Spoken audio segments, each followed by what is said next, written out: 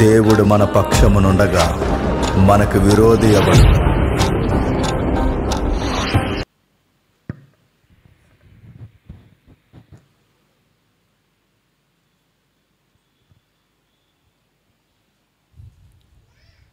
ప్రార్థన చేసుకుందాం.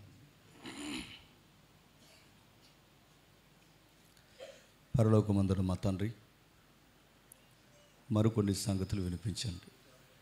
పురాతనమైన సంగతులు మొదలుకొని ఇప్పటి వరకు బయలుపరచబడిన తండ్రి మీ కుమారుని యొక్క వాగ్దానమును గూర్చి కొన్ని సంగతులు తండ్రి మా అందరికీ అందిస్తారని ఎదురు చూస్తున్నాం. ప్రత్యక్షంగా పరోక్షంగా వింటున్న ప్రతి ఒక్కరిని తండ్రి మీరు ఆదరిస్తారని కోరుతూ క్రీస్తున్నామని ప్రార్థన సమర్పిస్తున్నాం తండ్రి. ఆమేన్. తీసేదమ్ముడు. లూకాసు వార్త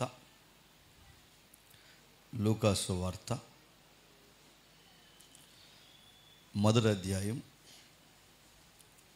లూకాసు వార్త మొదటి అధ్యాయం సుమారు 67వ వచనం నుండి 75వ వచనం వరకు చదువుతాం. మరియు అతని తండ్రి జకర్య పరిశుద్ధాత్మ పూర్ణుడై ఇట్లు ప్రవశించెను, ప్రభు అయిన ఇశ్రాయేలు దేవుడు స్తుతింపబడునుగాక. ఆయన తన ప్రజలకు దర్శనమిచ్చి వారికి విమోచన కలగజేసెను.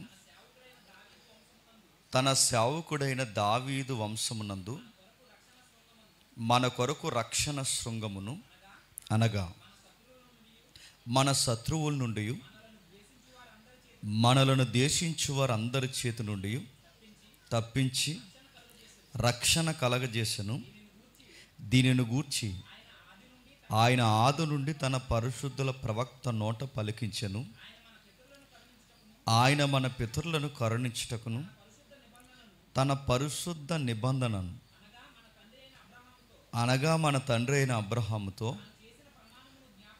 తాను చేసిన ప్రమాణమును జ్ఞాపకము చేసుకొను. ఆగుదాం. కొన్ని వచనాలు ఎన్నిసార్లు చదివినా ఏదో విషయం అక్కడ ఉంటుంది. కొన్ని వచనాలు మనం ఎన్నిసార్లు ధ్యానించినా దేవుడు మనతో మాట్లాడడానికి ఆ వచనాల్లో నుంచి సిద్ధంగా ఉంటాడు. అలాంటి వచనాలు ఇదొకటి. నా మాటలందరూ స్పష్టంగా ఉందిగా? రైట్. అయితే క్రిస్మస్ సీజన్లో అన్ని సందర్భాలు కలుగుతారు, కానీ ఈ వచనాలు జోలికి పోయినా వచనాల సందర్భం ఏంటో అర్థమవుతుంది. ఏముంది అక్కడ? క్రిస్మస్ సీజన్లో సువార్తలోని మొదటి అధ్యాయాలు చదువుతారు. ఆ మొదటి అధ్యాయాలు అన్నీ చదువుతారు, కానీ ఇవి చదవరు. నాకు ఎందుకు ఎన్నిసార్లు చదివినా ఈ వచనాలు, లేదా ఎన్నిసార్లు చెప్పినా ఈ సందర్భాలు విచిత్రంగా అనిపిస్తాయి. ఒక ఫ్యామిలీ ఉంది. ఆ ఫ్యామిలీకి చాలా కాలం నుంచి పిల్లలు లేరు. ఆయన పాస్టర్ గారు, మనకు తెలుసు. ఆ పాస్టర్ గారికి పిల్లలు లేరు. పాస్టర్ గారితో చాలామంది ప్రేయర్ చేయించుకుని ఉంటారు. మాకు పిల్లలు లేరు, మా కొరకు ప్రార్థన చేయండి అండి. ప్రార్థన చేసిన పాస్టర్ గారికి పిల్లలు లేరు. ఆ పాస్టర్ గారికి పిల్లలు లేరు. తన భార్య కూడా చాలా సీనియర్. కానీ విచిత్రం, ఆ దంపతులను చూస్తున్నప్పుడు పిల్లలు లేమి ఆ దంపతుల మధ్య గొడవలు తేలేదు. ఈ జనరేషన్ అయితే ఏం జరుగుతుంది చెప్పండి? పిల్లలు లేకుండా ఒక 40 ఏళ్ళు కాపురం చేస్తే భార్య భర్తతో ఏమంటుంది, భర్త భార్యతో ఏమంటాడు చెప్పండి? మీ వల్ల సంతానం లేకుండా పోయిందని ఒకరి మీద ఒకరు నిందేసుకుంటారు, వేసుకోరు. ఖచ్చితంగా గొడవలు వస్తాయి. ఈరోజు సంతానం లేక కాపురాలు విడిపోతున్న వాళ్ళు చాలామంది ఉన్నారు. సంతానం సరిగ్గా అనుకున్న సంతానం వాళ్ళకి పుట్టకపోతే అక్రమ సంబంధాలు కూడా పెట్టుకున్న వాళ్ళు ఉన్నారు. ఇలాంటివేమీ ఆ కుటుంబంలో కనబడవు, కానీ ఒక వైరాగ్యం అయితే కనబడుతుంది. ఆ సందర్భాలు చదువుతున్నప్పుడు, ముఖ్యంగా సువార్తల తొలి అధ్యాయాలు చదువుతున్నప్పుడు 2 వింతలు కనబడతాయి. ఒకటి, వయసు అయిపోయిన ఎలిజబెత్ గర్భం ధరించడం ఒక వింత. రెండవ వింత, వయసు అవ్వకుండా, పెళ్ళి అవ్వకుండా ఇంకా యంగేజ్లో ఉన్న ఒక టీనేజ్ అమ్మాయి గర్భవతి అవ్వడం రెండవ వింత. ఇవి క్రిస్మస్ సీజన్లో మాట్లాడుకుంటారు. ఇది పక్కన పెట్టండి. ఈ 2 వింతల కన్నా గొప్ప వింత ఏంటంటే ఆ జకరియా గారు పాడిన పాట. ఆ పాట ఇప్పుడు మనం చదువుతున్నాం. నా మాట్లాడుతున్నాయా? ఒకటి, ఎలిజబెత్ ఒక వింత, మరియమ్మ ఒక వింత. ఈ 2 వింతల మధ్య వింతైన ఒక పాట ఆ పాటే జకరియా పాడిన పాట. ఏముంది ఆ పాటలో? 39 పుస్తకాల ప్రవచనాల కూర్పు ఉంది. ముఖ్యాంశాలు మరోసారి చెప్తాను వినండి. ఆ పాటలో ఏముందంటే 39 పుస్తకాల ప్రవచనాల కూర్పు ఉంది. ఇంకా చెప్పాలి అంటే వాగ్దానాలు వాగ్దానాలు వాగ్దానాలు వాగ్దానాలను కొట్టుకుంటారే, ఆ వాగ్దానాలకి నిలువెత్తు అర్థం ఉంది. అసలు వాగ్దానం అంటే ఏమనుకుంటున్నారంటే కాటు తీసుకోవడం అనుకుంటున్నారు. వాగ్దానం అనగానే 66 పుస్తకాల్లోంచి ఒక రెఫరెన్స్ పక్కకు లాగడం అనుకుంటున్నారు.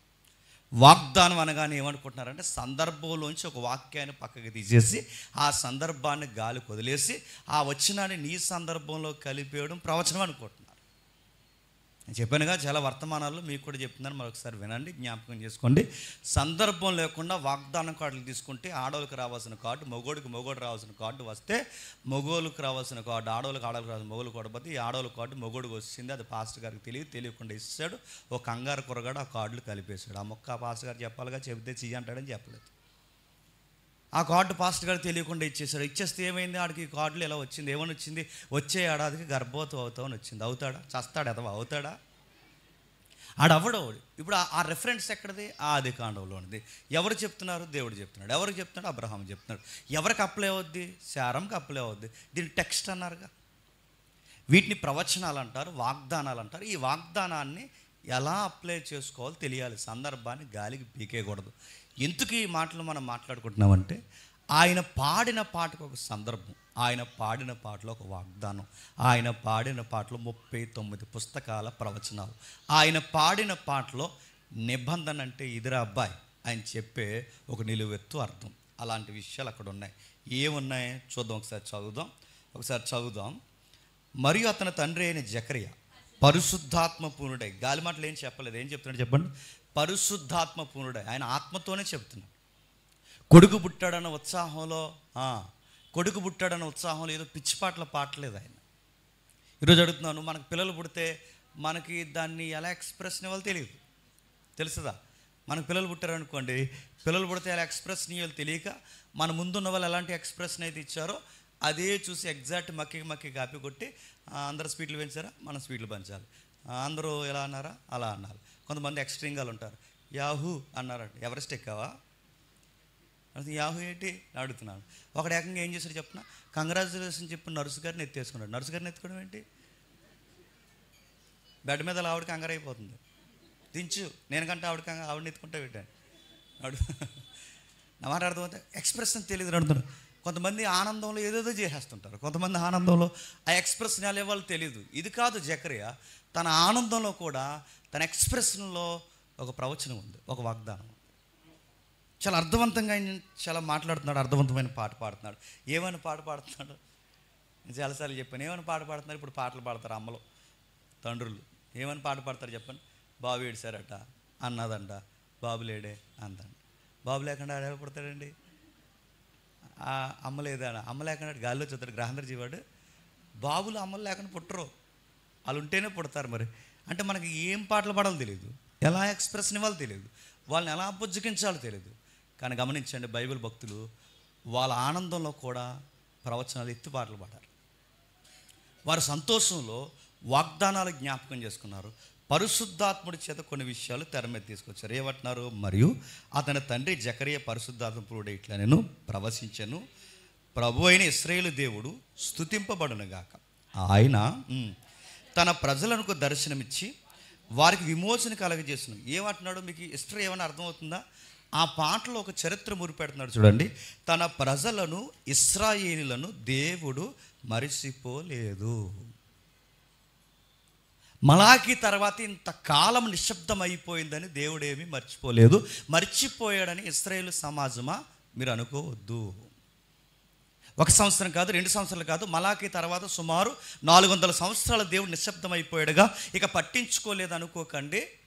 ఆయన వర్క్ స్టార్ట్ చేశాడు. విమోచన కార్యానికి నాంది పలికాడు. తన సేవకుడైన దావీదు వంశమునందు మన కొరకు రక్షణ శృంగమును, అనగా మన శత్రువుల నుండి మనల్ని దేశించు వారందరి చేతి నుండి తప్పించి రక్షణ కలగజేసను రక్షిస్తున్నాడు, కలగజేసను, రక్షణ స్టార్ట్ చేశాడు, దర్శనమిచ్చాడు, జ్ఞాపకం చేసుకున్నాడు. ఇవన్నీ ఏంటి? జరిగింది ఒక విషయం మీరు చూడాలి అంటున్నాడు. ఒక విషయం జరిగింది, అది మీరు చూడాలి. ఏం జరిగింది, ఎక్కడ జరిగింది, ఎలా జరుగుతుంది? జరిగిపోతుంది మన కళ్ళ ముందు అంటున్నాడు. తన కొడుకు గురించి చెప్తున్నాడా? కాదు. తన కుటుంబంలో జరిగిన మేలుకరమైన కార్యాల గురించి చెప్తున్నాడు? అది కాదు. మరేం చెప్తున్నాడు? తన కొడుకు పుట్టుకకి ప్రవచనాలకి, తన కొడుకు పుట్టుకకి నిబంధనలకి, తన కొడుకు పుట్టుకకి దేవుని యొక్క వాగ్దానాలకి సంబంధం ఉంది. ఇశ్రాయేలు సమాజమా, ఈ దేశానికి విడుదల ప్రారంభమయ్యింది అంటూ కిందకి అంటున్నాడు. చూడండి, దీని గూర్చి ఆది నుండి తన పరిశుద్ధుల ప్రవక్తల నోట పలికించాను. ఆది నుండి తన పరిశుద్ధుల ప్రవక్త నోట. ఆది నుండి అంటే చెప్పాలి. ఆది నుండి అంటే అనాది సంకల్పంలో దేవుడు అనాదిగా ఉన్నాడు, అది అనకండి. కొంతమంది అనాది సంకల్పం అంటే దేవుడు అనాది అన్నారు. అది కాదు. వీళ్ళకి నేను అంటున్నాను తెలుగు ఇంగ్లీష్ అనే బ్యాచ్ అన్నమాట. ఇది అలా కాదు. అనాది సంకల్పం అక్కడ వదిలేయండి. ఆది నుండి అనగానే నాగరికతలో ఆది నుండి అనగానే ఆదులు ఎవరున్నారు? ఆదాము దగ్గర నుంచి మలాకి వరకు. బాగా వినాలి. ఆదాము దగ్గర నుంచి మలాకి వరకు దేవుడు కొన్ని పలికించాడట. తన పితరులతో కొన్ని కరుణించే కార్యక్రమాలు చేశాడట. ఆదాము దగ్గర నుంచి చిట్ట చివరి ప్రవక్త అయిన మలాకి వరకు ఒక నిబంధన చేశాడట. అక్కడితో ఆపేశాడా? నిబంధన చేయడమే కాదు, ప్రమాణము చేసి జ్ఞాపకం చేసుకున్నాడు. దీన్నే వాగ్దానము అంటారు. ఆదాము దగ్గర నుంచి ఇప్పటి వరకు ఏం చెప్తున్నాడంటే, పాత నిబంధన అంతా జకరియా గారు ఒక సింగిల్ లైన్లోకి తీసుకొస్తున్నట్టు మీకేం అనిపించట్లేదా? అనిపించినా అనిపించకపోయినా అనిపించినట్టే చూడండి. అనిపిస్తుంది కదా. ఒక సింగిల్ లైన్లోకి ఆది కాండ నుంచి మలాకి, అంటే ఆదాము దగ్గర నుంచి మలాకి వరకు ఏదో విషయాన్ని ఒక లైన్లోకి తీసుకొస్తుంటే ఒక సన్నటి తీగ మనకు కనబడుతుంది. ఆయన మర్చిపోలేదు, జ్ఞాపకం చేసుకున్నాడు. ఆయన విడవలేదు, రక్షణ ప్రారంభించాడు. తన సేవకుల్ని ఏ విధంగా ఏ కాలాల్లో ఎలా తీసుకురావాలని పక్కా ప్రణాళికను సిద్ధపరిచాడు. ఆదాము దగ్గర నుంచి మలాకి వరకు ఆయనకంటూ ఒక స్కేల్ ఉంది, పక్కా అది కొలిసాడు, జరిగించాడు. ఆ జరిగించిన దానికి ఇది జరుగుద్దని పరిశుద్ధుల ముందుగానే నిబంధన చేశాడు. అది అబ్రహాముతో కూడా సంధి చేసింది, జ్ఞాపకం చేసుకున్నాడు. అర్థమైనట్టే ఉంది, చెప్పండి. అర్థం లేదని అర్థమైంది. అందుకే సింపుల్ చేద్దాం. ఏంటి దీన్ని జ్ఞాపకం చేసుకోవడం? వెళ్దాం ఒకసారి. ఆది కాండం రండి. ఆది కాండము 3వ అధ్యాయం. ఆది కాండము 3వ అధ్యాయం 15వ వచనం చూడండి. మరియు నీకును స్త్రీకిని, నీ సంతానానికి ఆమె సంతానానికి వైరము కలగ చేసేదను, అది నిన్ను తల మీద కొట్టును, నీవు దాన్ని మడిమ మీద కొట్టుదవని చెప్పాను. ఆయన స్త్రీతో నీ ప్రయాస. జాగ్రత్తగా చదవండి. అక్కడ ఏదో ఇంటిస్తున్నాడు చూడండి, బాగా వినాలి. ప్రవచనాలు ఎప్పుడు డైరెక్ట్గా కనబడవు. ప్రవచనం ఎప్పుడు పాత నిబంధనలో దాన్ని సరిగ్గా చూడగలిగితేనే, చెవిగలగాడు మనోనేత్రం గలగాడు మాత్రమే అది అర్థమవుతుంది. అది చూస్తున్నప్పుడు, అది చదువుతున్నప్పుడు ఎవరికి ఎలా అర్థమవుతుందో తెలియదు, కానీ దేవుని మనసును అంచనేసిన వారికి మాత్రం పక్కా ఒక విషయం అర్థమవుద్ది. ఒక ఇంటిస్తున్నాడు. ఏమంటున్నాడంటే, ఒకరోజు వస్తుంది. ఆ రోజు ఏం జరుగుద్దంటే, ఈరోజు మిమ్మల్ని ఓడించినోడు ఒకడు ఉన్నాడుగా. మిమ్మల్ని ఓడించినోడు ఒకడు ఉన్నాడు. అవ్వా, ఆదాము, మిమ్మల్ని ఓడించినవాడు అక్కడ ఉన్నాడుగా. మీకు గుర్తుంది. ఆ ఓడించిన వాడి పేరు సాతాను. ఇది గుర్తుపెట్టుకోండి. అంటే మీరు వాడి చేతుల్లో అడ్డంగా ఓడిపోయారు. ఈ గిల్ట్ ఉంది మీకు ఆ పదల చాటున. ఈ అపరాధ భావం చాటును మీరు దాక్కుండిపోయారు. అంటే ఒక గిల్ట్ మీకు స్టార్ట్ అవుతుంది. మిమ్మల్ని ఒకడు ఓడించాడు, మోసగించాడు, దగా చేశాడు, కుట్ర చేశాడు. వాడు వలలో మీరు పడిపోయారు. కానీ వన్ డే, ఒకరోజు మీరు వాడిని ఓడిస్తారు. ఈరోజు వాడు మిమ్మల్ని ఓడించాడు, ఒకరోజు వస్తుంది, ఆ రోజు మీరు వాడిని ఓడిస్తారు. ఎలా ఓడిస్తారు? ఇంటిస్తున్నాడు, నీ సంతానం ద్వారా ఓడిస్తారు. ఎలా ఓడిస్తారు? వాడు మీ మడిబిల మీద కొడతారు, వాడి నెత్తి మీద అడుగేసి ఒకరోజు మీరు నిలబడతారు. అంటే సాతాన్ని ఓడిస్తారన్న ఒక ప్రవచనం, సాతాన్ని ఓడిస్తారన్న ఒక ప్రవచనం పూర్వకాలం ఆది కాండంలోనే చెప్పాడట. పాపంలో పడిపోవడానికి అవ్వకి ఆదాముకి కారణం ఎవడైతే మిగిలిపోయాడో వాడిని జయిస్తారన్న ఒక హోప్ ఆది దంపతులకి దేవుడు ఇచ్చాడంట. వాగ్దానం అంటే ఏంటి చెప్పనా? వాగ్దానం అంటే నీ పిండి పిసుకు తొట్టియు, నీ బుడ్లో నూనెయు తరగదు కాక తరగదు, అది కాదు. వాగ్దానం అంటే ఏంటి చెప్పనా? వాగ్దానం అంటే మిమ్మల్ని ఓడించిన వారిని మీరు ఒకరోజు ఓడిస్తారు. అది వాగ్దానం కార్డు అంటే. ఆదామవ్వలకి దేవుడిచ్చిన వాగ్దానం కార్డు ఏంటో తెలుసా? మీరు ఓడిస్తారు. మిమ్మల్ని ఓడించిన వారిని మీరు ఒకరోజు ఓడిస్తారు. మిమ్మల్ని ఎవరైతే చూసి నవ్వుతున్నారో వాడిని చూసి మీరు ఒకరోజు నవ్వుతారు. మీ జీవితాన్ని చెదగొట్టిన వారిని, చెదగొట్టిన వారిని నీ సంతానం ఒకరోజు చెదగొత్తుతుంది. ఎప్పుడు జరుగుద్ది తెలియదు, ఎలా జరుగుద్ది తెలియదు. మరి ఏం చేయాలి? ఎదురు చూడాలంతే. దాన్ని నిరీక్షణ అంటారు. అంటే ఈ వాగ్దానం ఒకటి పట్టుకునే దాన్ని, ఇది ఎప్పుడు జరుగుద్దబ్బా అని ఎదురు చూడడమే వాగ్దానం కొరకు కనిపెట్టడం అంటారు. నిబంధనని జ్ఞాపకం చేసుకోవడం అంటారు. అంటే మొట్టమొదటి ఆది కాండంలోనే ఏం చెబుతున్నాడు? సాతానుగాన్ని ఒక రోజు ఓడిస్తారు. దేవుడు ఏదైనా, బాగా వినండి, దేవుడు ఏదైనా వాగ్దానం ఇస్తున్నాడు, దాని వెనకాల థియలాజికల్గా ఏంటో చెప్పిన అర్థం, ఆయన బంధం తెంపుకోవడానికి ఇష్టపడలేదన్నమాట. ఇప్పుడు ఏ నిబంధనలు లేవనుకోండి, బంధాలు నిలబడతాయా?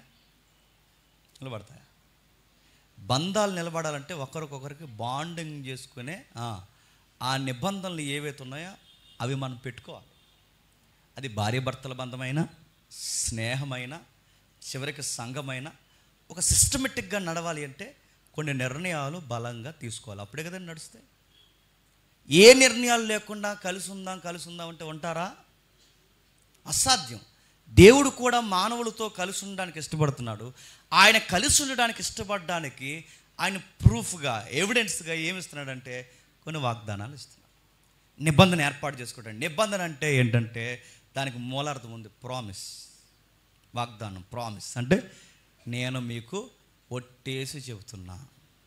మాటిచ్చి మాట తప్పిపోవడానికి మానవుడిని కాదు, మాటిచ్చి మాట నెరవేర్చకుండా పక్కకు పోవడానికి మానవ మాత్రుని కాదు, నా జీవముతోడు చెప్పండి, మీకు మాటిస్తున్నా. నా మీద ఒట్టేసి చెబుతున్నా, మీకు మాటిస్తున్నా. నా మాట అవునంటే అవును, కాదంటే కాదు. ఈ మాట జ్ఞాపకం చేసుకోండి. ఒకరోజు ఖచ్చితంగా మీరు విక్టరీ చూస్తారన్నమాట. ఇది ఆది కాండంలో మొదటి ఆజ్ఞ, లేదా మొదటి నిబంధన, లేదా మొదటి వాగ్దానం. ఇంకా మనకు అర్థం కాసే భాషలో ఫస్ట్ ప్రామిస్. ఇది మొదటి జ్ఞాపకం పెట్టుకోండి. అలా దాటుకుని వస్తే నోహు కనబడతాడు. నోహుతో ఒక మాట అంటాడు, మీకు తెలుసు. నోహుతో ఏమంటాడంటే, నోహు ఇలారా, ఆ పైకి చూడు, నీకేం కనబడుతుంది? కనబడుతుంది కదా సర్కిల్, ఏంటది? రెయిన్బో. అంత ఎర్రగా చూడకండి. ఆ కనబడుతున్నప్పుడు ఆ ధనుస్సును చూపించి, ఇంద్రధనుస్సు అనకండి, అది మన వర్డ్ కాదు. ధనుస్సును చూపించి దేవుడు ఏమంటాడంటే, అది జ్ఞాపకం పెట్టుకో, ఇంకెప్పుడు ఈ ప్రపంచాన్ని ఇలా నేను ఎప్పటికీ ఏమీ చేయి. వీటిని ఏమంటారంటే ప్రామిసులు చేయడం అంటారు. ఉన్నతమైన దేవుడట తునప్రాయమైన మనుషులతో ఏం చేస్తున్నాడట చెప్పండి? ప్రామిస్ చేస్తున్నాడు. మనం ఎవరితో అయినా ప్రామిస్ చేస్తే అవతలోడు ఏ రేంజ్లో ఉండాలండి చెప్పాలి. ఆడు సమకాలీన వాడైతే వాడికి మనం మాటిస్తే బాగుంటుంది. ఆడు మనకన్నా గడ్డి పరగోడు అయితే ఆడికి ప్రామిస్ చేస్తే ఏమైనా అర్థం ఉందా? కానీ దేవుడి దృష్టిలో మనం గాలి వంటి వారు, నీటి బుడగలు లాంటి వారు, తృణీకరింపబడిన వారు, పనికి రాని వారు. కానీ ఈ ఇంతలో కనబడి అంతలో మాయమైపోయే మనలాంటి వారితో తనను తాను తగ్గించుకుని ఏం చేస్తున్నాడట? ప్రామిస్ చేస్తున్నాడు. ఆదాముకి చెప్పాడు ప్రామిస్, వట్టే చెబుతున్నాను, ఒకరోజు మిమ్మల్ని ఓడించిన వారిని మీరు ఓడిస్తారు. నోవహుకు చెప్తున్నాడు, నోవహు నీకు మాటిస్తున్నాను, ఇక మరలా ఎప్పుడు ఎలాగో నేను చేయను. ఇది రెండవ ప్రాబ్లం. మూడోది చెప్తున్నాడు చూడండి, అబ్రహాముతో అంటాడు. మనకు తెలుసు, త్వరగా ముగిస్తాను. అబ్రహాముతో ఏమంటాడు? నీ సంతానం ద్వారా చెప్పండి ఈ ప్రపంచాన్ని ఆశీర్వదిస్తాను. నీ సంతానం ద్వారా ఈ ప్రపంచాన్ని ఆశీర్వదిస్తానంటే ఇప్పుడు బాగా వినండి, అబ్రహాము సంతానం అంటే ఇశ్రాయేలీలా? ఒకవేళ అబ్రహాము సంతానం ఇశ్రాయేల్ అయితే దేవుడు ఒక మాట అన్నాడు, నీ సంతానాన్ని ఇసుక రేణువులంత విస్తరింపజేస్తాడు. ఎంత? ఇసుక రేణువులంత విస్తరింపజేస్తాను. ఇజ్రాయెల్ దేశం అని అడుగుతున్నాడు. ప్రపంచ దేశ జనాభాలో ఎక్కువ జనాభా కలిగిందా, తక్కువ జనాభా కలిగిందా చెప్పాలి? ఎంత ఉంటుంది అది? లింగలింగం అని తిప్పు కొడితే మన ఈస్ట్ గోదావరి అంత ఉండదు. అలాంటిది ఇజ్రాయెల్ దేశానికి దేవుడిచ్చిన వాగ్దానం ఏంటంటే, నీ సంతానాన్ని నక్షత్రాలంత విస్తారముగా, ఇసుక రేణువులంత విస్తారముగా నీ సంతానాన్ని నేను విస్తరింపచేస్తానని దేవుడు చెప్తున్నాడు. అంటే ఈ ప్రవచనం ఇజ్రాయెల్ దేశం కోసం అయితే, ఈరోజు అన్నిటికన్నా చైనా కన్నా భారతదేశం కన్నా ఎవరి జనాభా ఎక్కువ ఉండాలి చెప్పండి? ఇజ్రాయెల్ జనాభా ఎక్కువ ఉండాలి. ఉన్నారా? లేరు. అంటే చైనా కన్నా భారతదేశం కన్నా ఇశ్రాయేల్ జనాంగం ఎక్కువ లేరంటే ఈ సంతానం కాదా? నీ సంతానాన్ని విస్తరింపజేస్తానంటే ఈ భూమి మీద నీ సంతానాన్ని నక్షత్రాలంతా, ఇసుక రేణువులంతా విస్తారముగా నీ సంతానాన్ని విస్తరింపజేస్తానన్నాడంటే అబ్రహాముకు చెప్పిన సంతానం ఈ సంతానం కాదా? అబ్రహాముకు చెప్పిన సంతానం ఈ సంతానం ఇజ్రాయేల్ కాదంటే వాగ్దానం చెబుతుంది, ప్రామిస్ చెబుతుంది కాదు. బాగా గుర్తుపెట్టుకోండి, మళ్ళీ అడుగుతున్నాను. ఆదాముకి ఇచ్చిన మాట ఏంటో తెలుసా? సాతాన్ని మీరు కొడతారు. 2, నోవహుకి ఇచ్చిన మాట ఏంటో తెలుసా? ఇకపై నేను మిమ్మల్ని ఏమీ చెయ్యను. అబ్రహాముకి ఇచ్చిన మాట ఏంటో తెలుసా? మీ నుంచి విస్తారమైన జనాంగాన్ని రప్పిస్తాను. ఈ మాటలు అర్థమవుతున్నాయా? ఇప్పుడు వీటిని జాగ్రత్తగా మీరు చూడండి. అవ్వతో చెప్పిన మాట సాతాను కొట్టిస్తానన్నాడు. నోవహుతో చెప్పిన మాట ఇంకెప్పుడు ఇలా చేయనన్నాడు. అబ్రహాంతో చెప్పిన మాట అనేకులకు ఆశీర్వాదకరంగా నీ సంతానాన్ని విస్తరింప చేస్తాను అన్నాడు. అబ్రహాం తర్వాత మోసేతో దేవుడు నిబంధన చేశాడు. ఏమని నిబంధన చేశాడు మనకు తెలుసు. ఏమని నిబంధన చేశాడంటే, సమస్త భూమి నాదే కదా, మనుషులకు మీరు, నాకును మనుషులకు మీరు మధ్యవర్తులు కదా, రిప్రజెంట్గా ఉన్నారుగా. ఒకరోజు వస్తుంది, మోసే వాళ్ళకి చెప్పు, నీ వంటి ప్రవక్తన వారి మధ్య నేను పుట్టిస్తానని చెప్పు. అంటే ఈరోజు 20 లక్షల మంది నువ్వు నడిపిస్తున్నావు, ఒకరోజు నీలాంటి గొప్ప ప్రవక్త వస్తాడు, ఆ రోజు ఆ ప్రవక్త వీళ్ళందరినీ నడిపిస్తాడు. ఇది కూడా ప్రామిసే. నేను ఎందుకు ఈ మాటలు చెప్తున్నాను తెలుసా? ఆ పాటలో ఇవన్నీ కలిపి పాడాడు ఎవరు? జకర్యా.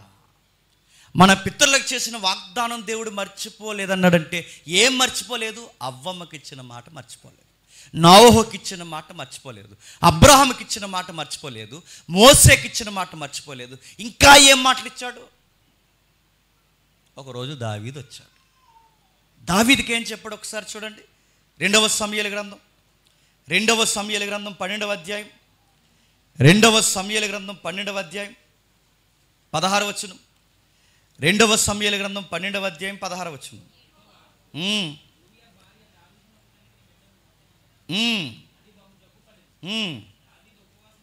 దావీదు ఉపవాసం ఉండి లోపలకు పోయి రాత్రంతయు నేల మీద పడి బిడ్డ కొరకు దేవుణ్ణి బతిమలాడగా అతను నేల నుండి లేవనెత్తడానికి వచ్చారు కానీ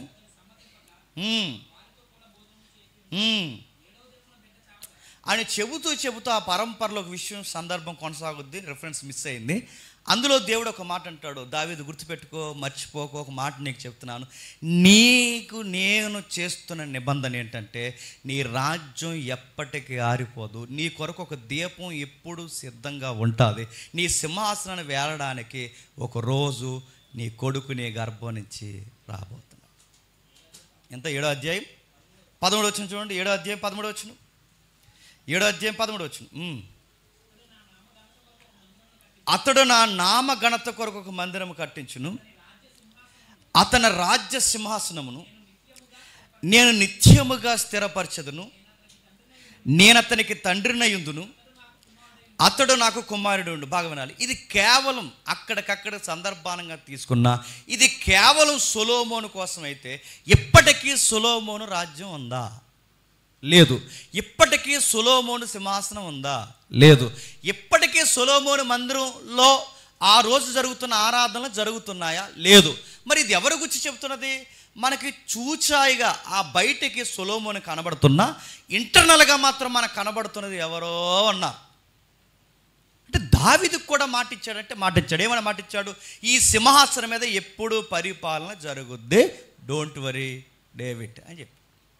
దావీదు నువ్వు అస్సలు బాధపడొద్దు, ఒక కొడుకు వస్తాడు, అక్కడ కూర్చుంటాడు, అతడు నీకు కాదు కొడుకు, నాకే కొడుకు, నేను అతనికి తండ్రిని, అతను నాకు కుమారుడు, నిత్యము పరిపాలిస్తాడు, ఏదో ఒక రోజు జరుగుద్ది, ఎదురు చూడు అని. అంటే ప్రతి జనరేషన్లో ముఖ్యమైన వ్యక్తులకి దేవుడు ఏమిస్తున్నాడు చెప్పండి? ఒక నిరీక్షణ కొరకు వాళ్ళకి ఒక వాగ్దానం ఇస్తున్నాడు. ఆదామవ్వలకు ఒక వాగ్దానం ఇచ్చాడు, నోవహుకు ఒక వాగ్దానం ఇచ్చాడు, అబ్రహాముకు ఒక వాగ్దానం ఇచ్చాడు, మోసేకు ఒక వాగ్దానం ఇచ్చాడు, దావీదుకు ఒక వాగ్దానం ఇచ్చాడు. వీళ్ళందరికీ వాగ్దానాలు ఇచ్చేమన్నాడంటే అవి ఎట్టి కాలమున ఎప్పుడు జరుగుతాయో మీకు తెలియదు, ఎదురు చూడండి అన్నాడు. ఎదురు చూశారు. ఆదాము అవ్వలు ఎదురు చూశారు. వాళ్ళ జనరేషన్లో ఆ ప్రాఫెసీ నెరవేరలేదు, వాళ్ళ కాలాన్ని ముగించుకుని వెళ్ళిపోయారు. నోవహు ఎదురు చూశారు. ఆ నిబంధనకి ఎవిడెన్స్ ఎలా వస్తుందో ఎదురు చూశాడు. తన జనరేషన్ అయిపోయింది, తన కాలాన్ని ముగించుకున్నాడు, వెళ్ళిపోయాడు. అబ్రహాము ఎదురు చూశాడు. ఎప్పుడు జరుగుద్ది ఈ సంగతి అనుకున్నాడు. అబ్రహాము కాలం అయిపోయింది, తన కాలాన్ని ముగించుకొని వెళ్ళిపోయాడు. మోసే కూడా ఎదురు చూశాడు. ఎప్పుడు వస్తాడు నాలాంటి ప్రవక్త? ఎదురు చూశాడు. అది యెహోషువ కాదు, ఇంకా ప్రవక్తలు కాదు, నాలాంటి వాడు ఎప్పుడు వస్తాడు? ఎదురు చూశాడు. కాలం ముగిసిపోయింది, తన వయసు అయిపోయింది, వెళ్ళిపోయాడు. కానీ వాగ్దానాలు పొందుకున్న వాళ్ళు వెళ్ళిపోయారు. బాగా వినాలి, వాగ్దానాలు తీసుకున్నవారు వెళ్ళిపోయారు, ప్రామిస్ చేయించుకున్నవారు వెళ్ళిపోయారు. కానీ ప్రామిస్ ఇంకా స్టిల్ నౌ ఎదురు చూస్తుంది.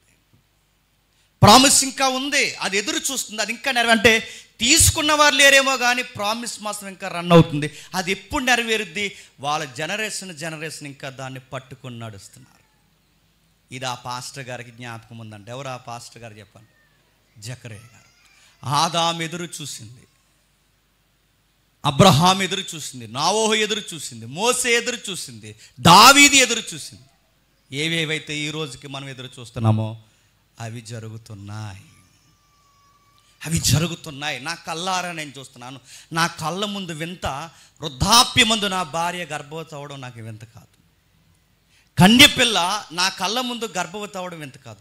నాకు వింత ఏంటంటే ఎప్పుడు ఆది కాండము, ఎప్పుడు ఆదాము, ఎప్పుడు అవ్వ, ఎప్పుడు పితరుల ఆదాము గొడవ, ఎప్పుడు ఏదేను తోట సంగతి, అప్పుడు సంగతి ఎప్పటికీ దేవుడి జ్ఞాపకం పెట్టుకున్నాడంటే నాకు చాలా ఆశ్చర్యంగా ఉందని పాట పాడుతున్నాడు. గాడ్స్ ప్లానింగ్ చాలా విచిత్రంగా ఉంది. నేను నమ్మలేకపోతున్నాను. ఈ రోజుకి దేవుడు తన వాగ్దానాన్ని జ్ఞాపకం పట్టుకొని ఇంకా నెరవేరుస్తున్నాడంటే ఆ మాటల్లో ఆ రోజు ఉన్నవారు ఈ రోజు మట్టిలో కలిసిపోయినారు, కానీ ఆ మాట ఇంకా మట్టిలో కలవకుండా ఎదురు చూస్తుంది. ఆయన నెరవేర్చే దేవుడు, ఆయన చూసే దేవుడు, ఆయన ఎదురు చూసే దేవుడు. అందుకే ఆ ప్రవచనం ఒకసారి జ్ఞాపకం చేసుకోండి. ఏం చెప్పాడు? మీ వైరాన్ని నేను నెరవేరుస్తాను, మీ గొడవని నేను సమాధానకరంగా మారుస్తానన్నాడు. రెండవది, ఎప్పటికీ మీ మీదకి శిక్ష రాదని నేను భరోసేస్తున్నా అన్నాడు. మూడవది, మీ సంతానం ద్వారా ఆశీర్వాదం అంటే ఏంటో చూపిస్తా అన్నాడు. నాలుగవది, నీ సంతానం ద్వారా రాజరికం అంటే ఏంటో చూపిస్తా అన్నాడు. ఐదవది, నీలాంటి ఒక వారియర్ మళ్ళీ వస్తాడని చూపిస్తానని. ఇన్ని ప్రవచనాలు, సుమారుగా 5-6 ప్రవచనాలు తెర మీద తీసుకొచ్చాడు. ఇంకా ఏమున్నాయి? విడదీసుకుంటూ వెళితే సంవత్సరం ఉంటాయి. కానీ చివరికి ఒకటి చెప్తాను. యెర్మీయాతో ఒక మాట అన్నాడు. ఏమని ఒకసారి చూద్దామా? యెర్మీయా గ్రంథం 31వ అధ్యాయం. యెర్మీయా గ్రంథం 31వ అధ్యాయం. త్వరగా యెర్మీయా గ్రంథం 31వ అధ్యాయం 31వ వచనం చూడండి. ఇదిగో నేను ఇశ్రాయేలు వారితోను యోధా వారితోను క్రొత్త నిబంధన చేయి దినములు వచ్చుచున్నవి, ఇది యెహోవా వాక్కు. అది ఐగుప్తిలో నుండి వారిని రప్పించుటకై నేను వారిని చెయ్యి పెట్టుకుని చేసిన దినమున వారు పితరులతో చేసిన నిబంధన వంటిది కాదు. అంటే ఇది ఒక క్రొత్త నిబంధన. అంటే ఏమైనా క్రొత్త నిబంధన చేస్తున్నాడు? మీకు ధర్మశాస్త్రం ఇచ్చానే, ఆ ధర్మశాస్త్రం నిబంధన లాంటి నిబంధన కాదు, ఇది ఒక క్రొత్త నిబంధన. ఈ నిబంధన ఎక్కడ రాస్తున్నానంటే రాతి పలకల మీద కాదు. ఈ నిబంధన ఎక్కడ రాస్తున్నానంటే చర్మపు కాగితాల మీద కాదు. ఈ నిబంధన నేను ఎక్కడ చేస్తున్నానంటే మీ హృదయాల్లో చేస్తున్నాను. అంటే దేవుడు గుచ్చిన తలంపులు దేవుడు ఎక్కడ నిబంధన చేస్తున్నాడట? హృదయంలో రాస్తున్నాడట. ఆ హృదయంలో రాసిన దేవుడు అంటున్నాడు, ఒకరోజు మీ హృదయంలో నేను రాస్తున్నది ఏంటో తెలుసా? నేను చెప్పినవన్నీ నెరవేర్చే మీకు పూర్ణ హృదయాన్ని ఇస్తానని చెప్పే రోజులు రాబోతున్నాయి, వచ్చేసాయి. మిమ్మల్ని నూతనమైన వ్యక్తులుగా నేను మార్చేస్తాను. ఇదే నా నూతన నిబంధన. ఇప్పుడు చెప్పండి, ఇవన్నీ ఆయన మైండ్లో ఉన్నాయంటే చెప్పండి, ఇవన్నీ ఆ మైండ్లో పెట్టుకోండి. వయసు అయిపోయిన ఒక వృద్ధుడు, వయసు అయిపోయిన ఒక పెద్ద ఆయన తన మైండ్లో పెట్టుకుని, వయసు అయిపోయిన తన భార్యకి బిడ్డ పుడితే ఆ బిడ్డ పుట్టిన ఆనందం కన్నా ఆ పెద్ద ఆయనకు వచ్చిన గొప్ప వాగ్దానం ఏంటో తెలుసా? ఆనందం ఏంటో తెలుసా? దేవా తృణీకరింపబడిన, ఎన్నిక లేని, పనికిరాని మానవులైన మాకు, నిలకడలేని, మాటిచ్చి మాట తెప్పి అనురాగరహితులమైన మాకు, అబద్ధికులమైన మాకు, కృతజ్ఞత లేని మాకు, ఏమాత్రం ప్రేమను గుర్తించలేని మాకు, నిలకడలేని మాకు, ఎదురు చూడడం రాని మాకు, మేము మర్చిపోయిన మమ్మల్ని మర్చిపోకుండా ఇంకా జ్ఞాపకం చేసుకున్నావంటే నా కొడుకు పుట్టిన ఆనందం కన్నా గొప్ప ఆనందం ఉందయ్యా. ఇశ్రాయేల్ దేశాన్ని వదలలేదు, నీ ప్రజలను నువ్వు పక్కన పెట్టలేదు. నీ ప్రజలకు మాటిస్తే మాట తప్పు. నిజంగా దేవుళ్ళు ఉండే లవ్ ఏంటంటే, నేను మళ్ళీ చెప్తున్నాను, నువ్వు ఎన్నంటే చేయి. నేను సాయంత్రం చెప్తాను, వినండి. మీరు చాలామంది వినాలి. సాయంత్రం చెప్పబోయే విషయం వీలైతే లైవ్ వినండి.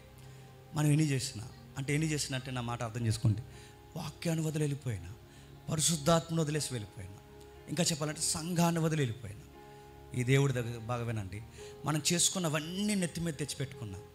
అక్కడి నుంచి మన నష్టాలు జరిగిన తర్వాత అక్కడి నుంచి మనం కామెంట్ చేస్తాం, దేవుడు మమ్మల్ని వదిలేసాడండి, దేవుడు మమ్మల్ని పట్టించుకోవడం మానేశాడండి, దేవుడు పూర్తిగా మమ్మల్ని ఎడబాసాడండి, దేవుడు మాకు శిక్ష విధిస్తున్నాడు. ఇన్ని బ్యాడ్ కామెంట్స్, మన నష్టాలు మనం తెచ్చుకుని దేవుడి మీద మనం కామెంట్ చేసినా, ఒక్కరోజు మళ్ళీ వెనక్కి తిరిగితే ఈ దేవుడు ఎలాంటి చెప్పినా మళ్ళీ దగ్గర చేసుకుని, సరే జరిగినాయి రా, మళ్ళీ నిన్ను నూతన సృష్టిగా మార్చేస్తానంటాడట.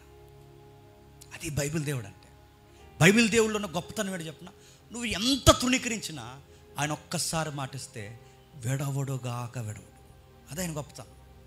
మన పెద్దోళ్ళు మర్చిపోవచ్చు కాక, మన పితరులు మర్చిపోవచ్చు కాక, మన తాలూకులో చివరికి మాటిచ్చిన మనమే మర్చిపోవచ్చు కాక, కానీ ఆయన మాటిచ్చి ఖచ్చితంగా మర్చిపోడు. మొట్టికాయలు వేసైనా సరే, మళ్ళీ చెప్తున్నాను, మొట్టికాయలు వేసైనా సరే, రుద్దైనా సరే, ఇలా కౌగులోకి తీర్చుకుని ఎక్కడ పోతావరా అని అడుగుతాడు ఆయన. ఆయన పేరు లవ్ గాడ్, లవ్ ఫాదర్. వదలడానికి ఇష్టపడ్డా. అందుకే ఆ కొడుకు పుట్టిన ఆనందంలో ఆ పెద్ద ఆయనకి ఆ ఫీలింగ్స్ బయటకు తెస్తున్నాడు. నా దేవుడు నన్ను మర్చిపోలేదు, నా దేవుడు నా ప్రజలను మర్చిపోలేదు, నా దేవుడు తను అనుకున్న సంకల్పాన్ని వదిలేలేదు. ఇవన్నీ నెరవేరుస్తున్నాడు. ఎలా నెరవేరుస్తున్నాడు? అవకిచ్చిన మాట నెరవేరుస్తున్నాడు, నోహుకి ఇచ్చిన మాట నెరవేరుస్తున్నాడు, మోసేకి ఇచ్చిన మాట నెరవేరుస్తున్నాడు, అబ్రహాంకి ఇచ్చిన మాట నెరవేరుస్తున్నాడు, దావీదుకి ఇచ్చిన మాట నెరవేరుస్తున్నాడు. ఎలా నెరవేరుస్తున్నాడు? మాకు అర్థం కాలేదు జకరయ్య, ఎలా నెరవేరుస్తున్నాడు అంటే నెరవేరుస్తున్నాడు. అదే ఎలా నెరవేరుస్తున్నాడంటే ఆయన నెరవేరుస్తున్నాడు, నా కళ్ళకు కనబడుతుంది. ఎలా నెరవేరుస్తున్నాడంటే నాకు కొన్ని మాటలు స్ట్రైక్ అవుతున్నాయి అన్నాడు. ఎలా అంటే ఆదాము దగ్గర ఒక ఇంటి ఇచ్చాడు. ఒకరోజు మిమ్మల్ని విడిపించడానికి ఒక రక్షకుడు వస్తాడు, సేవియర్. అక్కడ ఫుట్ నోట్ ఉంటుంది, మీరు చూడండి. సాతాను నీ సంతానం చెదగొడుతుంది అన్న దగ్గర ఫుట్ నోట్. అతడు వస్తాడు, సేవియర్. అంటే దేవుడిచ్చిన వాగ్దానంలో నిలువెత్త అర్థం ఏంటో తెలుసా? రక్షకుడు వస్తాడు. వాగ్దానం అంటే అదే, రక్షకుడు వస్తాడు. 2, ఆ రక్షకుడు ఆశీర్వాదానికి కారకుడు అవుతాడు. నోహు. ఇవన్నీ కలపండి, ఒక లింక్లోకి వస్తాయి. ఒక రక్షకుడు వస్తాడు, మీ మీదకి వస్తున్న యుద్ధాన్ని తీసి సమాధానకరంగా మార్చేసి నెక్స్ట్ ప్రాజెక్ట్ ఏం చేస్తానంటే, నోహు నువ్వు లింక్ చేయి, దీనికి నువ్వు లింక్ చేయి. ఆ లింక్ ఏంటో తెలుసా? ఇక ఉగ్రత లేకుండా ఆశీర్వాదం మార్చేస్తాడు. ఇవి లింక్ చేయండి ఒకదానికొకటి, ఎంత బ్యూటిఫుల్గా అనిపిస్తాయి.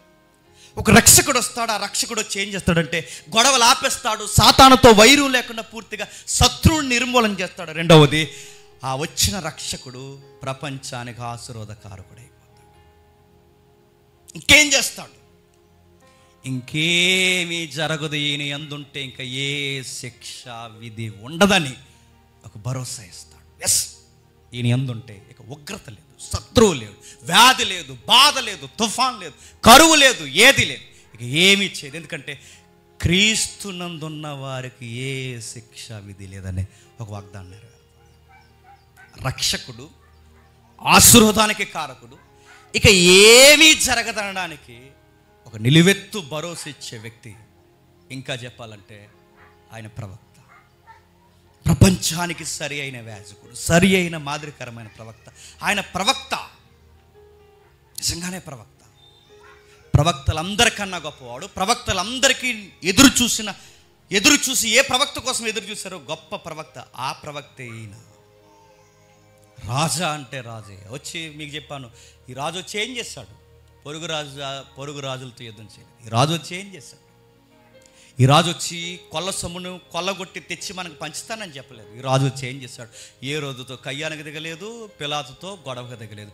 ఈ రాజు వచ్చి ఏం చేస్తాడు? ఈ రాజు వచ్చి యుద్ధం చేస్తాడు. ఏ యుద్ధం చేస్తాడు? ఇక్కడే చెప్పాను, ఈ ఏదికి మీదే ఏ యుద్ధం చేస్తాడు? పాపంతో యుద్ధం చేస్తాడు. ఎందుకంటే మన మీద రాజు ఎవడైపోయాడో మనకు తెలుసు. మన మీద రాజు ఎవడైపోయాడో తెలుసు. మనల్ని బానిసలుగా మార్చుకున్నది ఎవడో తెలుసు. మనల్ని బానిసలుగా మార్చుకున్నది ఎవడో తెలుసు. మన రాజు మన మీద ఉన్నది ఎవరో తెలుసా? నజరేయుడైన యేసు కాదు, చెప్పండి, పాపమే మన మీద రాజు. ఇప్పుడు అందుకే ప్రభు అంటాడు తన ప్రవచనాలు చెప్తూ, మీరు పాపానికి దాసులు. మీరు పాపానికి దాసులు అన్నారంటే మనకి ఇంకెవడు? ఆణువట్టాలి. అందుకే ఆయన రాజు అంటే దావీదు సంతానం నుంచి వస్తున్న రాజు. ఆయన దావీదు సంతానం నుంచి వస్తున్న రాజు. ఇంకా ఏం చేశాడంటే, యెరెమీయాకి ఇచ్చిన మాట ప్రకారం ఆయన దగ్గరకు వచ్చిన ఎవరి హృదయాలైనా చెప్పండి మార్చేస్తాడు. ఇంత తిరిగిపోతే ఎలా మారిపోయావరా అని అడిగితే వాళ్ళు టెస్ట్ మని చెప్తారు. యేసుని నమ్ముకున్నాను, ఎప్పుడైతే నమ్ముకున్నాను నా పాపం నాకు అర్థమైంది, ఇక మళ్ళీ పాపం చేయకూడదని నిర్ణయించుకున్నాను. ఒక తిరుగుబోతు హృదయం, వాడు ఏ మందు వాడితే మారతాడో నాకు తెలియదు, కానీ ఆడి చేతికి ఏ కడియాలు వేసుకుంటే మారతాడో నాకు తెలియదు, కానీ వాడు ఎక్కడికి పోయి ముడతాలు పెట్టించుకుంటాడు మారతాడు లేదో నాకు తెలియదు, కానీ వాడు డాక్టర్ చేత పర్సనాలిటీ డెవలప్మెంట్లో క్లాసులు బిగించుకుంటే మారతాడు లేదో నాకు తెలియదు, కానీ ఒకటి మాత్రం నేను గ్యారంటీగా చెప్పగలను, ఫాల్ ఇన్ హార్ట్ చేంజ్ అవ్వాలంటే ఒకే ఒక ఆప్షన్ ఉంది మనకి. జీసస్ క్రైస్ట్ దగ్గరికి ఎవరైతే దగ్గరగా వస్తారో ఖచ్చితంగా ఒక న్యూ హార్ట్ స్టార్ట్ అవుతుందట. ఖచ్చితంగా కొత్త వ్యక్తి. మరి ఈడా దారింటి పోతుంటే 70 తప్పులు 70 బూతులు, వాడు ఒక హ్యూమనైజర్ రా. వాడు ఎలా మారిపోయాడు అంటే చేంజ్. ఎలా? వాడి జీవితంలో ఒక వ్యక్తి వచ్చాడు, చాలా అద్భుతంగా మారిపోయాడు. అందుకే యెరెమీయాకు చెప్పాడు దేవుడు, ఒకరోజు వస్తుంది మనుషులు చాలా వింతగా మారిపోతారు, నూతన హృదయాలతో మార్చేస్తారు. ఇవన్నీ ఎవరి వంద నెరవేరుతున్నాయి చెప్పండి? రక్షకుడు వస్తాడన్నాడు. ఆ వచ్చిన వాడు మీ మీదకి విపత్తు రాకుండా నిలబడతాడు నా ఊహు అని చెప్పాడు. ప్రపంచానికి ఆశీర్వాద కారకుడు అయిపోతాడని చెప్పాడు. ప్రవక్తగా నిలబడతానని చెప్పాడు. ప్రపంచాన్ని నువ్వు ఐగుప్తి నుంచి కానానికి నడిపిస్తే ఈ ప్రవక్త వచ్చి ఎక్కడి నుండి నిత్యత్వానికి నడిపించడానికి నీ వంటి ప్రవక్తగా వస్తాడు. వచ్చిన వాడు ఏం చేస్తాడు? వ్యభిచారులు మారుస్తాడు, దొంగలను మారుస్తాడు, అబద్ధికులు మారుస్తాడు, పొగరబోతులు మారుస్తాడు, గర్విష్ఠులను మారుస్తాడు. ఆయన యందున్నవారు ఆశ్చర్యకరమైన వింతగా మారిపోతారు. అబ్రహాముకి మాట ఇచ్చాడు, నీ సంతానాన్ని విస్తరింపజేస్తాను. ఎలా విస్తరింపజేసావు ప్రభు అంటే, నీ సంతానం అంటే మనకు తెలుసు క్రీస్తు. గలతీ పత్రిక ప్రకారం నీ సంతానాన్ని విస్తరింపజేస్తానంటే మీరు చూడండి, ఈరోజు అత్యధిక అంటే మెజారిటీ బిలీవర్స్ ఎందులో ఉన్నారు తెలుసా? క్రిస్టియానిటీ. ప్రపంచ జనాభాలో అత్యధికంగా ఏ దేవుడు నమ్మారని సెన్సస్ తీస్తే చెప్పండి, విస్తరింపజేశాడు అబ్రహాం వాగ్దానాన్ని. మరవని దేవుడు, విడవని దేవుడు. ఈరోజు చూడండి, సార్వత్రిక సంఘంలో ఎన్ని జాతులు ఉన్నాయి. నల్లోళ్ళు, తెల్లోళ్ళు, పొట్టోళ్ళు, పొడవోళ్ళు, విదేశీయులు, స్వదేశీయులు, ఒక్క మాట ఆడవారు, మగవారు, ఇజ్రాలు, అడుక్కునేవారు, లేమి కలిగిన వారు, సంతానం ఉన్నవారు, సంతానం లేనివారు, ఒక్కటేటి ప్రతి వ్యక్తి ఎందులో ఉన్నారంటే సంఘం అనే రాజ్యంలో ఉన్నారు, నీ సంతానాన్ని విస్తరింపజేస్తున్నాడు. గొప్ప వాగ్దానం ఏంటో తెలుసా? మీరు ఎవరు బిడ్డలరా, ఎవరు బిడ్డలరా, ఎవరు బిడ్డలరా అని అడిగితే దేవుడు ఇలా కాలు రెగరేసుకుని చెప్పుకోమన్నాడు, సన్ ఆఫ్ అబ్రహాం అని చెప్పుకోమన్నాడు. మన అబ్రహాం పిల్లలమంటే అదే మన వాగ్దానం ఏంటి చెప్పండి? ఎస్, మేము అబ్రహాము సంతానం. ఎంతంటే ఆయన విశ్వాసం అంటే విశ్వాసం కలిగిన వారు, ఆయన వాగ్దానాలు చేతపట్టారు. ఇశ్రాయేలీలు అబ్రహాము సంతానమో కాదో నాకు తెలియదు, కానీ క్రీస్తు నందు మనం ఎవరో తెలుసా? అబ్రహాము సంతానం. అబ్రహాముకి దేవుడే వాగ్దానం ఇచ్చాడో ఆ వాగ్దానాలు నా అయ్యకి ఇచ్చాడు. నా అయ్య, మా అయ్య అబ్రహాం అయితే ఆ అబ్రహాంకి ఇచ్చిన వాగ్దానాలు నాకు కూడా, అబ్రహాంకి ఇచ్చిన వాగ్దానాలు అబ్రహామే కాదు నాకు కూడా నా దేవుడు ఎంత ప్రాజెక్ట్ పెట్టుకున్నాడు. అందుకే పొలకించిపోయాడు, ఆశ్చర్యపోయాడు. కొడుకు పుట్టినప్పుడు పరిశుద్ధాత్మతో నిండుకొని ఎలుగెత్తేలా పాట పాడుతున్నాడు. మై లార్డ్, మై లార్డ్, నువ్వు మమ్మల్ని మర్చిపోలేదు, ఎప్పటికీ మర్చిపోలేదు. ఇశ్రాయేలు నీ సంతానం విమోచన కొరకు ఆది కాండం నుంచి మలాకి వరకు నువ్వు ఇచ్చిన మాటలు రక్షణ శృంగాన్ని మా మధ్య నడిపిస్తున్నావు, జరిగిస్తున్నావు, చూస్తున్నావు. అదిగో ఆ వాగ్దానం ఆ 17 ఏళ్ల గర్భంలో ఎదుగుతుందని నేను చూస్తున్నాను. ఆ వాగ్దానం ఆ చిన్న పిల్ల, ఆ బొగ్గలు, పసి బొగ్గలు ఆరని ఆ చిన్న పిల్ల ఆ గర్భంలో ఎదుగుతుందని నేను చూస్తున్నాను. నువ్వెంత గొప్ప దేవుడు తండ్రి. మేము మర్చిపోయాం కానీ నువ్వు మర్చిపో. ఇలాంటి వాగ్దానం నెరవేర్చాడు, చూపించాడు. ఆ వాగ్దానం అన్నట్టుగానే పుట్టాడు. ఇన్ని ప్రవచనాలు ఎలా ఉంటాయో మేము చూడాలనుకుంటున్నాం. ఇన్ని ప్రవచనాలకు ఇమేజ్ ఏంటి అసలు? ఆ దృశ్యంగా చూస్తుంటే ఆదాముకి ఇచ్చాడే, ఆదాముకి మాట ఇచ్చాడుగా రక్షకుడు ఒకడు వస్తాడని. ఆ రక్షకుడు ఎలా ఉంటాడు? నోవహుకు చెప్పాడే ఆయన ఇక ఎప్పొత్తు రాకుండా అడ్డంగా నిలబడతాడు, ఏ శిక్ష విధని. ఆయన ఎలా ఉంటాడు? అబ్రహాముకు మాట ఇచ్చాడే ఆశీర్వదిస్తాడు, ఆశీర్వాదకారకుడు వస్తాడని. ఆయన ఎలా ఉంటాడు? మోసేకి మాట ఇచ్చాడే ప్రవక్త ఒకడు వస్తాడని. ఆ ప్రవక్త ఎలా ఉంటాడు? దావీదుకి మాట ఇచ్చాడే రాజు వస్తాడని. ఆ రాజు ఎలా ఉంటాడు? ఈ ప్రవచనాలు అన్నీ కలిపితే ఒక్కొక్కరు కాదు, ఈ ప్రవచనాలు అన్నీ కలిపితే ఒక్కడే. ఆ ఒక్కడే ఎలా ఉంటాడంటే పాట పాడుతూ ఇలా చూపించాడు, అదిగో అలా ఉంటాడు అని చెప్పాడు. ఎవరైనా ఆయన పేరు నజరేయుడైన యేసుడు. ఎవరైనా నజరేయుడైన యేసుడు వచ్చి ఏం చేస్తాడు? ఇవన్నీ నెరవేర్చాడంటే నెరవేర్చాడు. ఎక్కడ నెరవేర్చాడు? కలవరగిరిలో గొలుగొత్తా కొండపై కపాలమను స్థలం మీద ఈ ప్రవచనాలన్నీ నెరవేర్చేశాడు.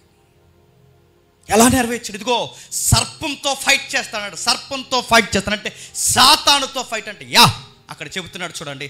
ఆ గొల్గొతా కొండ మీద ఎవడి శిరస్సు మీద అడిగేసి నిలబడ్డాడు తెలుసా? సర్పం తల మీద సిలువెక్కాడు ఆయన. సాతానుకున్న బలం మరణమైతే, ఆ మరణం ముళ్ళైతే, ఆ ముళ్ళుని ఎరవడానికి పాదాలతో తొక్కి సిలువెక్కి నిలబడి మరణపు ముళ్ళుని విరిచేస్తాడు. విజయం. ఆదాము దగ్గర నుంచి ఎదురు చూసిన పితరుల విజయం ఎక్కడ నెరవేరిందో తెలుసా? కలవరగిరి మీద నెరవేరు. పితరులకు ఇచ్చిన మాట ఎక్కడ నెరవేరింది తెలుసు? ఇదిగో సర్ప సంతానానికి నీ సంతానానికి, సర్ప సంతానానికి నీ సంతానం. నీ సంతానం అంటే బహువచనం కాదు, నీ సంతానం అంటే ఏకవచనం. ఆ సంతానం ఎవరో కాదు, క్రీస్తు. ఎలా కొట్టాడు సాతానాన్ని? నిలబడ్డాడు. ఎలా కొట్టాడు సాతాన్ని?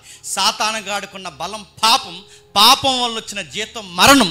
ఈ మరణాన్ని తొంగలో తొక్కాడు, పాపాన్ని ఇరిసి పడేశాడు, పాపానికి క్రయధనం కట్టాడు. ఇదిగో ఈ పాపానికి క్రయధనం నా దేహం, నా రక్తం, నా ప్రాణం అని చెప్పి ఆ మరణాన్ని విరిసేసి మరణాన్ని అన్నాడు, ఇక నువ్వు మమ్మల్ని ఏమీ చేయలేవు. సాతాన్ని ఓడించేశాడు. ఆదాము అవ్వలు ఎదురు చూసిన ఆ నిబంధన స్థిరపరిచాడు. రెండవది ఆశీర్వదిస్తా అన్నాడు. ఆయన రాజ్యంలోకి వచ్చిన వారికి ఇక ఏ శిక్షా విధి ఉండదు. నిజమే. నోవహు దగ్గరకు వచ్చిన వారికి, బాగా వినండి, నోవహు దగ్గరకు వచ్చిన వారికి ఆ రోజు రక్షణ ఎలాగైతే ఉందో క్రీస్తునందు వచ్చిన వారికి చెప్పండి ఏ శిక్ష విధిలో. యేసుక్రీస్తు వారు ఆయన సువార్త చేస్తున్నప్పుడు పదే అన్న మాట ఏంటో తెలుసా? నా యొద్దకు వచ్చిన వారిని ఎంత మాత్రమో చెప్పండి తృణీకరించు. నా యొద్దకు వచ్చిన వాడిని ఎంత మాత్రం తృణీకరించను, వాడికి శిక్ష విధించను. ఎందుకంటే నన్నుగా చూసి నా విలువలు పాటించిన వాడిని వాడి మీదకి ఏ ప్రభుత్వానికి, అంటే మరణం అనే ప్రభుత్వానికి కానీ, పాపం అనే ప్రభుత్వానికి కానీ, పాతాళం అనే ప్రభుత్వానికి కానీ ఏ అధికారం ఇవ్వను. ఎందుకంటే నా యందున్న బిడ్డ మీద ఏగ కూడా చెప్పండి వాళ్ళు. జలప్రలయం మళ్ళీ వస్తుంది లేదని తెలియదు. జలప్రలయం వచ్చినా పర్లేదు. ఇప్పుడు జలప్రలయం వచ్చినా బతికేం, టెక్నాలజీలో బతికేస్తాం. జలప్రలయం వచ్చినా పర్లేదు, కానీ జలప్రలయం కన్నా ప్రమాదం మరణం, జలప్రలయం కన్నా ప్రమాదం పాతాళం, జలప్రలయం కన్నా ప్రమాదం పాపం. ఇలాంటి ప్రమాదాల నుంచి రక్షిస్తాడు. ఏ శిక్ష విధి చెప్పండి ఉండదు. అందుకే యేసుక్రీస్తు నందున్న వారికి ధైర్యం ఏంటి అని అడిగితే ధైర్యం ఏంటి చెప్పండి? ఆయనే మన ధైర్యం, అంతే. క్రీస్తునందు ఉన్న వారికి ధైర్యం ఏంటంటే ఏమీ లేదు. మరి ఆ శ్రమల్లో మీరు ఎలా నవ్వుతున్నారా? ఆయన బట్టి నవ్వుతాం. మరి ఇంత ఇబ్బందుల్లో మీరు అలా ధైర్యంగా ఎలా ఉండగలుగుతున్నారా? మాకైతే 4 మాసం అయిపోయిన మీరు ఎలా ఉంటున్నారంటే ఉంటాం, ఆయన బట్టి ఉంటాం. ఇంత సంసారంలో మీకు గలిబిలు జరుగుతున్నా మీరు ఇంకా కాపురం ఎలా చేయగలుగుతున్నారా? ఆయన బట్టి చేస్తాం. అరే మేమైతే ఎప్పటికి గిడాకులు తీసుకుని ఏదో ఎవరిదారాలు చూసుకుని ఇంకా చూసుకుందో మీరు ఎలా ఉండగలుగుతున్నారంటే ఆయన బట్టి ఉంటాం. మన సంసారాలు, మన సంఘాలు, మన స్నేహాలు, మన శ్రమలు, ప్రతి దానిని దేన్ని బట్టి ఉంటాం చెప్పండి? ఆయన బట్టి. భరోసా, నోహు దగ్గర భరోసా ఇచ్చాడుగా, ఇక నేను ఏమీ చేయను. నా భరోసా ఎలా ఉంటుందంటే ఇదిగో ఆయన ఉంటే అదే భరోసా. ఆయన ఉన్నాడు, సర్పాన్ని జయించాడు. ఆయన ఉన్నాడుకి ఏమీ జరగదని చెప్పాడు. నెక్స్ట్ అబ్రహాముకి మాట ఇచ్చాడు. అబ్రహాము ద్వారా ఇదిగో ఇసుక రేణువులంత విస్తారమైన సంతానాన్ని చెప్పండి మనకు అనుగ్రహించాడు. అడుగుతాను, మీరు ఎక్కడ ఉంటారో నాకు తెలుసా? మాన వరకు మీరు ఎక్కడ ఉంటారో నాకు తెలుసా? నాకు తెలియదు. నేను ఎక్కడ ఉంటారో మీకు తెలుసా? తెలియదు. కానీ ఈరోజు మనం బాండింగ్ అని చెప్పిన, నేను ఒక అన్నయ్యని మీకు, మీరు ఒక తమ్ముడు నాకు, మీరు ఒక చెల్లి నాకు, మీకు అన్నయ్యని నేను, ఒక తల్లి, ఒక అమ్మ, ఒక తండ్రి, ఒక తమ్ముడు అడుగుతున్నాను. ఈ బాండింగ్ ఎలా వచ్చింది చెప్పండి? క్రీస్తుని బట్టి వచ్చింది. ఈరోజు మీరు చూడండి, ఒకప్పుడు నా ఇంట్లో ఏమన్నా ఎవరికేం జరిగితే నేను బాధపడతాను. కానీ ఇప్పుడు రివర్స్ ఏంటి తెలుసా? నా ఇంట్లోనే కాదు, నా సంఘంలో ఎవరికి ఏది జరిగినా మనం అందరం బాధపడతాం చెప్పాడు. అది ఆ బాండింగ్ ఎలా వస్తుందంటే క్రీస్తునందుంటూ వస్తుంది. అబ్రహాముకి ఇచ్చింది అదే. సంతానం వస్తుంది, విస్తరింపజేస్తాను. అందుకే చూడండి, రోజు రోజుకి కొత్త వాళ్ళు వస్తుంటారు, రోజు రోజుకి విస్తరిస్తుంటారు. ఇందులో చూడండి, ఎవరికి ఏం జరిగినా మనం స్టాండింగ్ తీసుకుంటాం. ఇది మా క్రీస్తు కుటుంబం, మా క్రైస్తవం. ప్రవీణ్ అన్నకి ఏదో జరిగితే మనం అందరం ఎందుకు రోడ్లు ఎక్కువ చెప్పండి? ఇది అబ్రహాము సంతానం. ఒక సేవకుడికి ఏదో జరిగితే మనందరం కలిసి ఒక గొంతు ఎత్తుకెత్తి చెప్పండి, ఇది అబ్రహాము సంతానం. సిద్ధాంతాలు, విభేదాలు వేరువేరుగా ఉన్నా కానీ ఒకటి మాత్రం గుర్తుపెట్టుకోండి, క్రీస్తుని నమ్మినందుకు ఎక్కడో దిక్కున మనం ప్రేమ చూపించుకుంటాం. చూడండి, ఇది అబ్రహాము సంతానం. అందుకే అబ్రహాముకు మాట ఇచ్చాడు, దావీదుకు మాట ఇచ్చాడు. దావీదుతో ఒక మాట అన్నాడు. దావీదుతో ఒక రాజు వస్తాడు, బాగా వెళ్తాడయ్యా. నిజంగా ఆయన కింగ్గా ఫీల్ అయ్యావనుకో, ముగిస్తున్నాను, నిజంగా ఆయన కింగ్గా ఫీల్ అయ్యావనుకో, టీడీపీ వచ్చి వైసీపీ పోయిందా, వైసీపీ వచ్చి టీడీపీ పోయిందా, కేంద్రంలో బీజేపీ వచ్చిందా, కాంగ్రెస్ వచ్చిందా, ఇవన్నీ కాదండి మనకి. మన ధైర్యం ఏంటి చెప్తున్నా? టీడీపీ వచ్చి వైసీపీ పోతే ఏంటి, వైసీపీ వచ్చి టీడీపీ పోతే ఏంటి, బీజేపీ వచ్చి కాంగ్రెస్ వస్తే ఏంటి, కాంగ్రెస్ వచ్చి బీజేపీ పోతే ఏంటి, ఏది ఏం పోయినా మన గుండెల్లో ధైర్యం ఏంటి చెప్తున్నా? మై కింగ్ చెప్పండి, ప్రభు అయిన యేసుక్రీస్తు. అదే మనం ఫోకస్ వాటి మీద ఉందనుకోండి, ఇప్పటికి బెంగెట్టుకుని యూఎస్ఏ వెళ్ళిపోదమ్మా. మన ఫోకస్ వాటి మీద ఉందనుకోండి, పార్టీ గెలిచినందుకు కార్లు ఎగరే తిరుగుతాం. కానీ మన ఆనందం ఆడి గెలిచినా ఉండదు, గెలవపోయిన ఉండదు. మన ఆనందం ఎక్కడ ఉండదు తెలుసా చెప్పండి? ప్రభువుని బట్టి. అందుకే మన పాలిటిక్స్ ఈ రాజులతో ఉండవు, మన రాజకీయం దీంతో ముడిపడినదు. ఒకటి మాత్రం చేస్తాం, ప్రేయర్ చేస్తాం, వాళ్ళు గెలవాలని కోరుకుంటాం. కానీ మన ఆసంతా ఏంటో చెప్పిన, క్రీస్తు మాత్రమే ప్రథమ స్థానం ఉండాలని కోరుకుంటాం. ఆ రాజుని ముందెట్టుకున్న ఎవరైనా, ఏ రాజుకు నాయకుడిని అయినా చెప్పండి, ముద్దెట్టుకుని ఓటేస్తాం. వేస్తామేమా? కానీ ఎయిర్లాండ్ మీకు వాగ్దానాలకు మారిపోతారు. కానీ నిజమైన క్రైస్తవుడు గుర్తుపెట్టుకోండి, వాళ్ళు ఎప్పుడు జ్ఞాపకం పెట్టుకుంటారట. నేను ముగిస్తున్నాను. ఇన్ని చేసిన ప్రభు చివరిగా వాగ్దానం ఏంటి, ప్రామిస్ ఏంటంటే, ప్రామిస్లు ఏమి లేవండి, గుర్తుపెట్టుకోండి. ఇన్ని చేసిన ఆయన ఇక చివరి ప్రామిస్ ఏంటంటే నేనే. చెప్పండి మీ ప్రామిస్.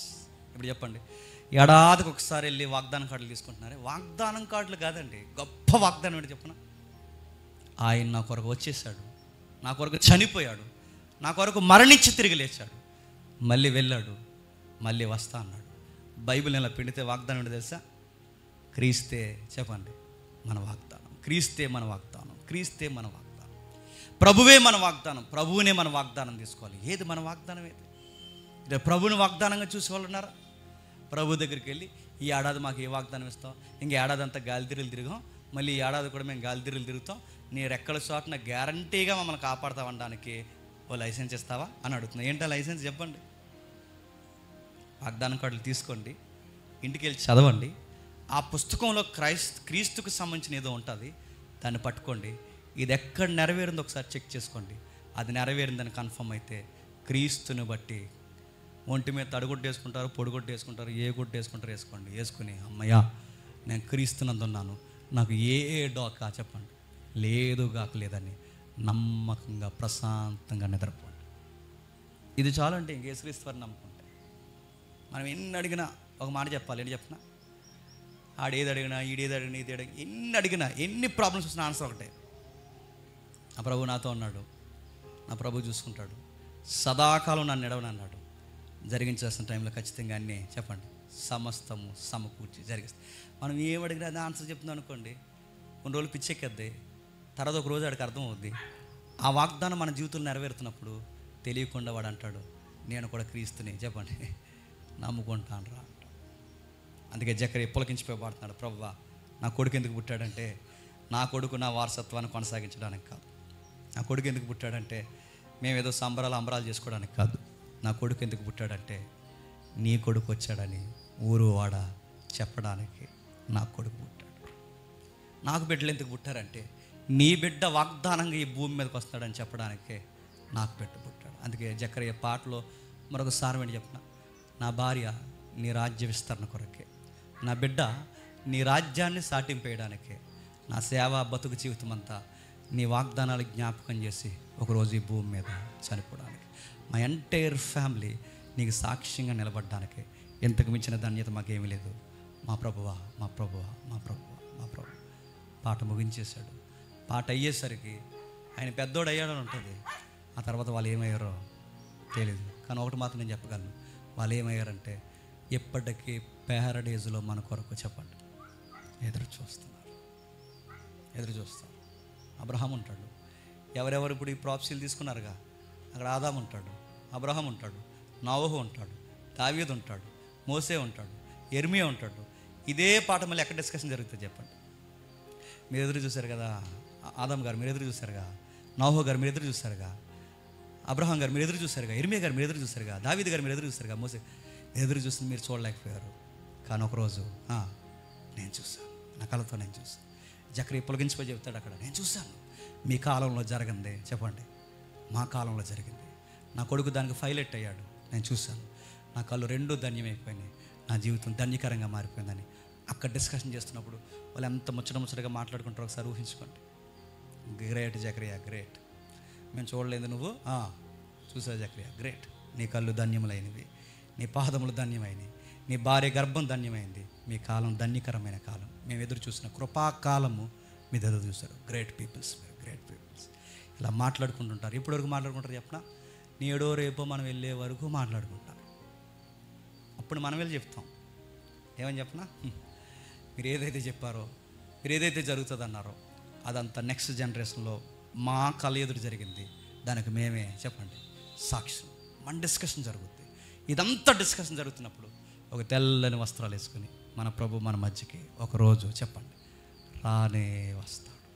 ఒకరోజు ఫుల్ఫిల్ అయిపోతుంది. ఆనందకరమైన ఒక లవ్ ఫీస్ట్ స్టార్ట్ అవుద్ది. ఆ లవ్ ఫీస్ట్లో నిత్యము ఆనందంగా బతుకుతాం. ఎంత ఉంది ఆ పాటలో. ఏ పాటలో? క్రిస్మస్ పాటలో. కానీ క్రిస్మస్ పాటలు ఏమన్నాయి చెప్పండి? డీజే దాడా దాడా దాడా దాడా. కానీ ఆ రోజు పాటలు ఏముంది చెప్పండి? వాగ్దానం ఉంది, ప్రవచనం ఉంది, చక్కటి నెరవేర్పు ఉంది. అన్నిటికీ ఆన్సర్ ప్రభు అయిన యేసుక్రీస్తు అన్నాడు. దేవుడు మిమ్మల్ని అందరినీ ఆ వాగ్దానంలో స్థిరపరచును గాక. ఆమేన్, ఆమేన్, ఆమేన్. ఈ వాగ్దానాన్ని మీరు బలంగా నమ్మితే, ప్రభు మీతో మాట్లాడాలని మీకు అర్థమైతే, మీ కళ్ళు ఏమాత్రం ఆనంద బాష్పాలకు గురైతే మోకాళ్ళయ్యండి, ఆయనతో ఏకీభవించండి. ఎంత ధన్యకరమైన దేవుడు తండ్రి, ఎంత నమ్మకమైన దేవుడు తండ్రి. మేం మర్చిపోయినా మీరు మరవని దేవుడు తండ్రి. కాలంలో సమయంలో కలగజేసుకుని తండ్రి గొప్ప కార్యాలు జరిగించేదేవా. మా కొరకు మా పితరులు ఇచ్చిన మాటలు ఈ రోజుకే నెరవేరుస్తున్న నమ్మదగిన దేవా అని ఆయనతో ఏకీభవించండి. మీ దగ్గరకు వస్తున్న రొట్టె ద్రాక్ష రసాన్ని గురించి ఏకీభవించండి.